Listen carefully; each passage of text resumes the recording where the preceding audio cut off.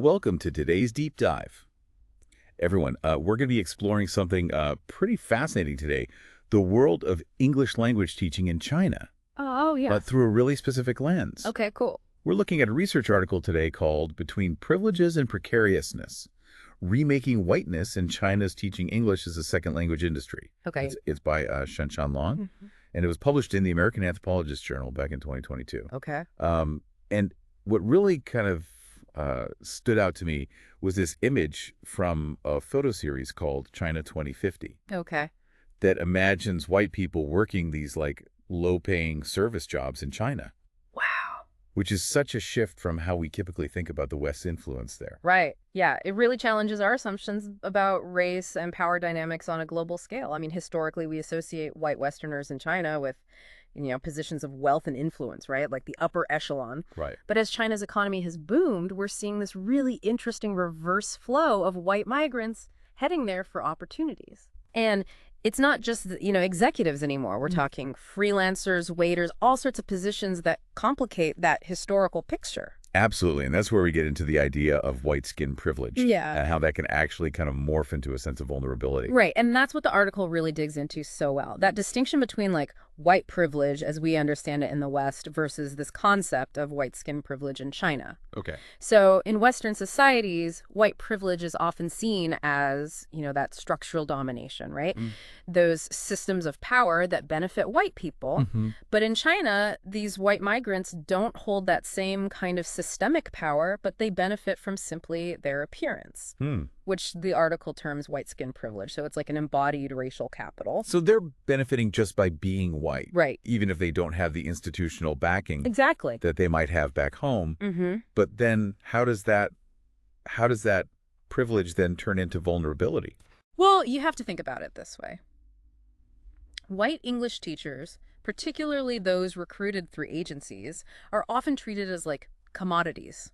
Okay. Their whiteness becomes the product that's being sold. So it's less about their skills or their experience. Exactly. It's just about literally being white. That's interesting because the article highlights this anecdote about David Jing, a Dutch English teacher in Beijing, Right. who ends up leading a demo class for a children's program just because a white face sells, Wow. as his boss put it. Yeah, that's a pretty direct approach. It is, and it speaks to a larger issue of racial hierarchy within the ESL industry itself, Yeah. where white native English speakers are placed at the top, followed by white non-native speakers, then Black and Asian teachers kind of the bottom. And that's not just, conjecture or anything. The article uses a variety of interviews with teachers from all these different backgrounds to really illustrate how these disparities actually play out on the ground.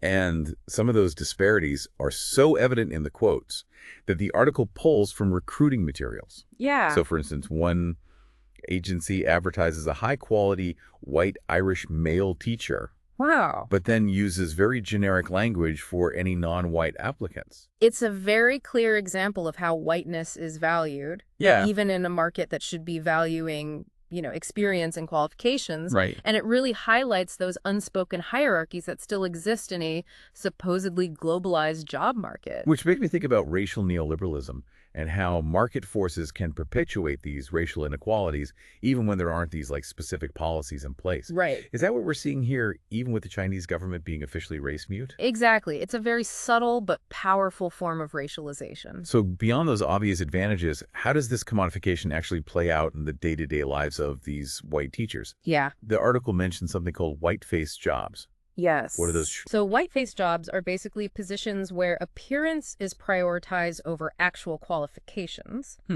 So, for example, there's Tony, a white American teacher who is mentioned in the article, and he ends up feeling like a trophy wife because his age and his appearance are valued more than his actual expertise. Wow. And then there's Sophie, that British teacher who felt more like a Mickey Mouse because her main role was just to be this like white face for marketing purposes. Yeah. What kind of impact can this have on someone who comes in thinking that they'll be, sharing their knowledge and skills, but then ends up feeling reduced to their skin color? Yeah, it can be incredibly jarring and demeaning, especially for those who are genuinely passionate about teaching. And, and that's where you start to see the limitations of this white skin privilege. How so? Well, although white teachers are often paid more than their non-white counterparts, they're still subject to workplace segregation and are generally excluded from decision-making processes. So it's like they're valued but not entirely respected. It's fascinating how the article brings up the story of Vicky, a white South African teacher whose teaching philosophy clashed with her school's business-oriented approach. Oh, wow. And she was frustrated, feeling powerless to affect change despite her years of experience. It really highlights the complexities and contradictions of the situation, right? It reveals the layers of power and inequality that exist even within a system that seems to privilege whiteness. Absolutely. And it's a stark reminder that even with that perceived advantage of whiteness, you're not immune to those challenges that come with navigating a different culture, a different work environment. Right. This whole conversation about white privilege often gets painted with such a broad brush, but this article really brings in those shades of gray, wouldn't you say? Absolutely. And that's what makes this research so compelling. It challenges us to move beyond those simplistic understandings of race and privilege. It's not a monolithic experience. Not a monolithic experience. So for our listener who's been following along with this deep dive, what would you say are some of the key takeaways here? What should we be sitting with after this conversation? I think the first thing is recognizing that, whiteness is not this universal experience. Right. The way it's constructed and the way it's experienced can vary dramatically depending on the context. Like we've been talking about the difference between white privilege in the West and then white skin privilege as it operates in China. Right, exactly. And I think the second big takeaway is that even when white privilege is at play, it doesn't necessarily mean a life free from struggles or even exploitation. Which the article really points out, right? All those examples of white teachers navigating visa issues and that kind of precarious job security. Yeah. Even just that sense of being used for their appearance. Absolutely. It's really crucial to acknowledge those struggles and recognize that, white privilege doesn't erase them, even as we acknowledge the advantages that come with, being white in these specific situations. It's about holding those two realities in tension. Yeah, it feels like we're also seeing how global power dynamics themselves are shifting. Yeah. I mean, for so long, the narrative has been about the West dominating the world both economically and culturally. But with China's economic rise, that narrative is being challenged in a lot of ways. It is, and we're seeing whiteness itself being kind of redefined and renegotiated within that shifting landscape. The article talks about whiteness as a commodity, like something that can be marketed and sold in this globalized marketplace. Right. What are the implications of that? Oh, that's such a fascinating and complex question. Yeah. It's really, how whiteness is being reshaped in different parts of the world. It's not just this Western concept anymore. And that kind of brings us to that final thought-provoking question that the article poses. Yeah, I love this one. How does the Chinese case, with its unique historical context and its evolving social dynamics, contribute to our understanding of whiteness as this multifaceted global phenomenon? It's a mouthful. It is, but it really gets you thinking.